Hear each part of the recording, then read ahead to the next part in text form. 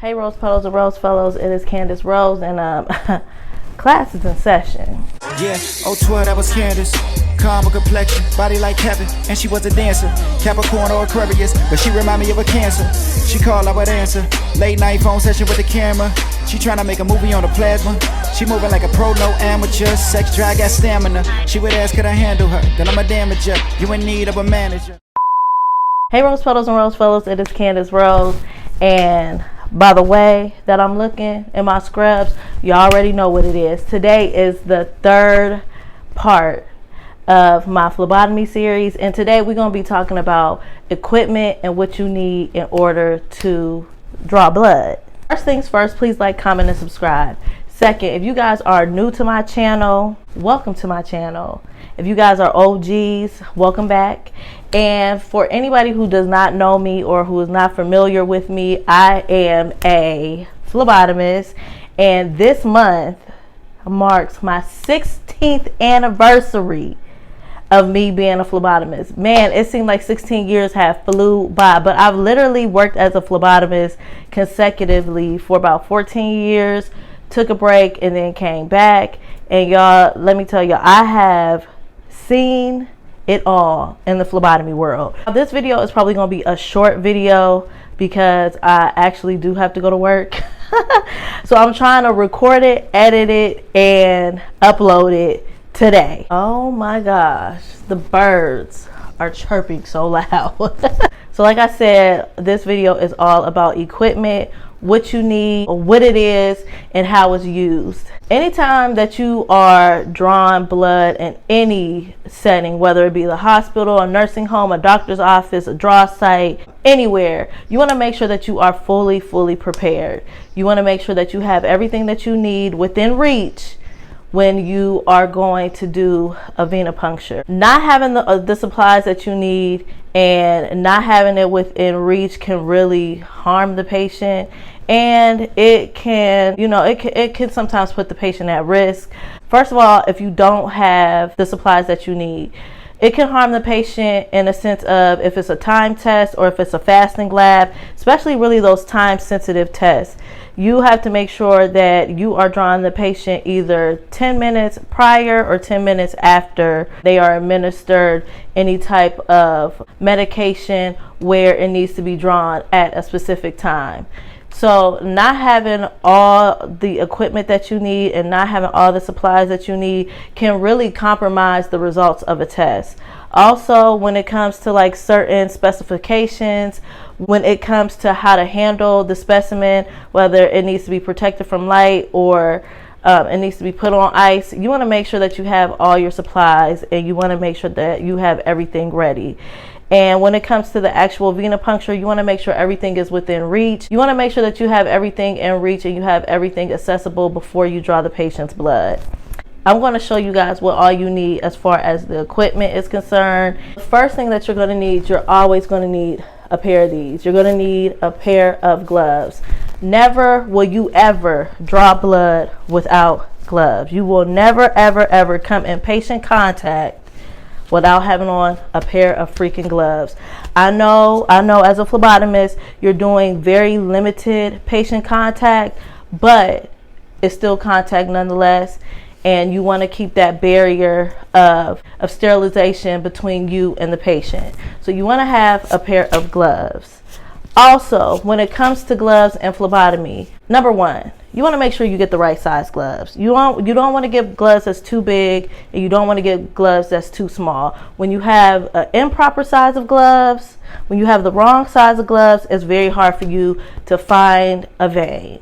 So you want to get the right size. Try on a couple pair. See which pair is comfortable for you. Also, when it comes to gloves and phlebotomy, you never, ever, and I've seen this done so many times with senior phlebotomists who have been drawing blood longer than me. You never, ever want to rip a hole in this glove, in the finger part, to try to find a vein. I don't even know how to do it. I don't know how to do the shit because I never done it. I never ripped a hole in a glove. So a phlebotomist who does this, call for somebody else. Because obviously, if you do not know how to feel for a vein, through your gloves, then you need to go back to phlebotomy school. Having your finger out like this or having it covered with a glove, it's not going to make a difference. If you can't find it with gloves on, then you damn sure can't find it without gloves on. So never, ever, ever, ever, ever, I am telling y'all, ever poke a hole in the finger part of a glove. So find somebody else. Okay? Out of all my 16 years of drawing blood, I have never ripped a hole in the finger of a glove. Never done it. Never done it. And you want to know why? Because for one, I take my time and I'm very patient. You have to be patient when it comes to finding veins, because a lot of times these veins are not going to pop right up. You have to palpate that skin just a little bit. You got to palpate, you got to feel. You just got to be patient. If you're patient, you don't have to poke a hole in a glove. And number two, like I said, I've been doing it for so long, I've never had to do that. So you just have to be patient and you just have to take your time. A lot of times if the patient's skin is if it's too cold, because a lot of times if the patient's skin is too cold, then you might need to warm it up, because heat will circulate the blood and it will plump up the vein. So you might have to get like a little heat warmer, a washcloth or something. The second thing you need a tourniquet. So what the tourniquet does is it just helps pop the vein up. So you're going to tie it around the patient's arm, or you tie it around the patient's lower arm or wrist if you're doing a hand draw, and you palpate the vein like that. It is certain tests where you cannot draw a patient's vein with a tourniquet, and I think it's a potassium test. All because anytime you use a tourniquet, if you tie the tourniquet too tight, it will raise the patient's potassium.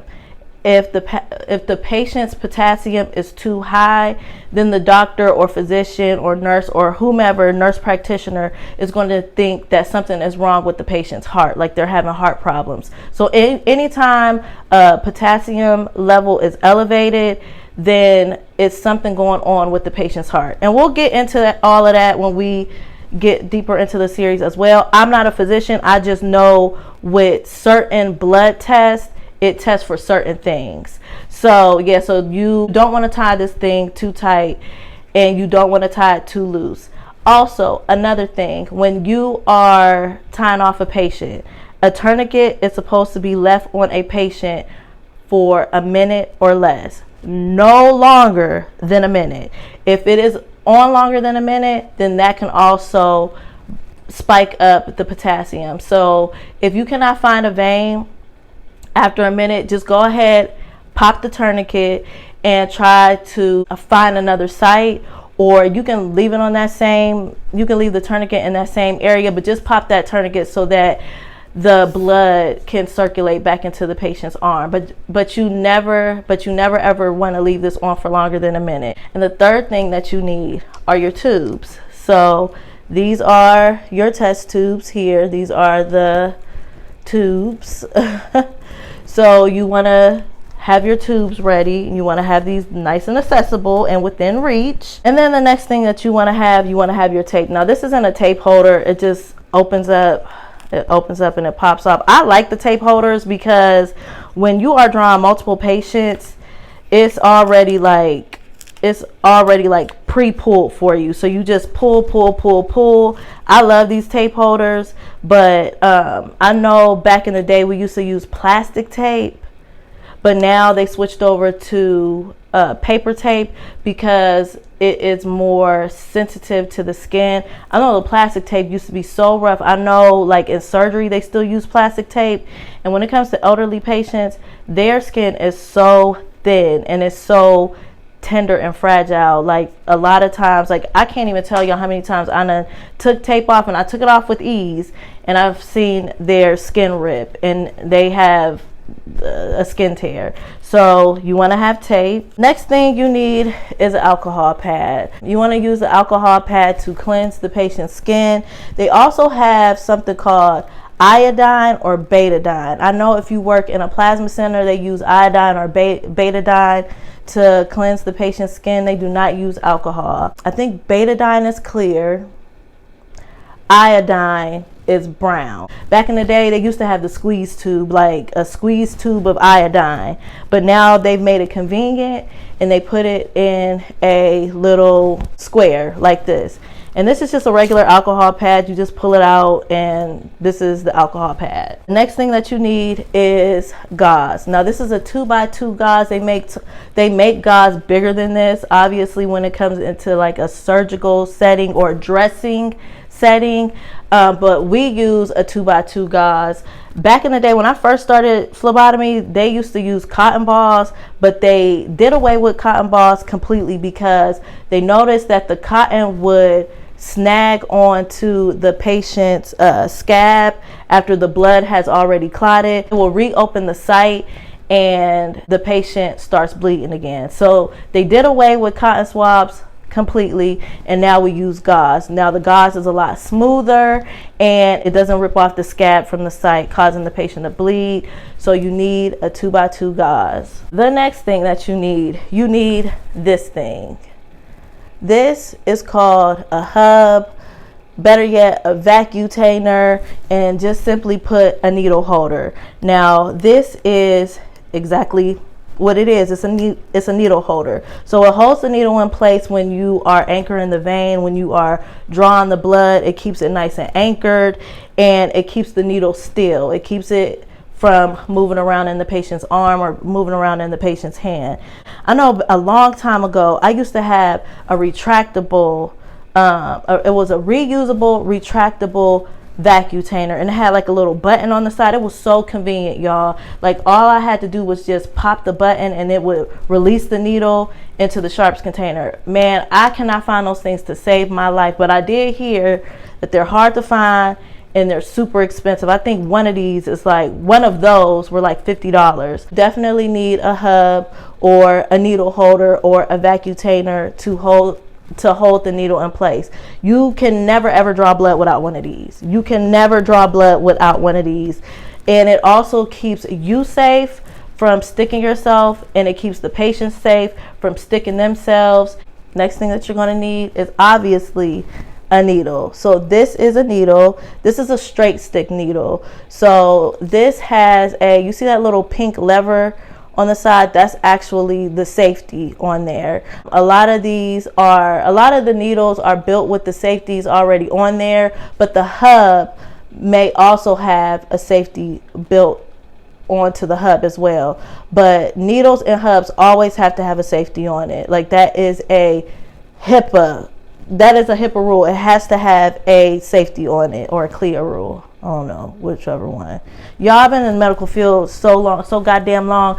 I be mixing up the CLIA with the HIPAA and the HIPAA with the CLIA, y'all. The needles go by sizes, and we're going to get into needles and sizes and the breakdown and the description of a needle later on in the series. This is also a needle. This is called a butterfly needle. This is a small butterfly needle. This is like in between. So we have when it comes to like a nursing home, doctor's office, or hospital setting, we use butterfly needles. The butterfly needles are for all the hard stick patients, or if you want to draw multiple tubes. So like with me, if I'm drawing more than 2 tubes, then I'm going to go ahead and I'm going to use a butterfly needle, because the butterfly needle is a lot stabler than a straight stick needle. So it's a lot more stable than a straight stick needle. So if I'm drawing 3 tubes of blood, I'm going to go ahead and I'm going to reach for a butterfly needle.